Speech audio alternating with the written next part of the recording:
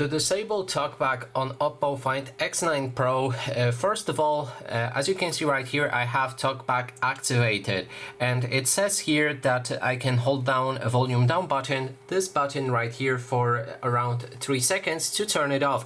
So you can of course do it to disable it, but in case that you don't see this prompt or your Talkback works without this shortcut, you can go into the settings right here. Settings. Scroll all the way down. Settings. S. Sound. N. O. Wi-Fi. Net. Sometimes you just need to properly attach it, or just use 2 fingers. I forgot to use 2 fingers to scroll all the way down and go to accessibility and convenience. Then go to accessibility on the top. Accessibility. And enter vision. Vision. Go to Talkback right here. Talkback. And then turn it off.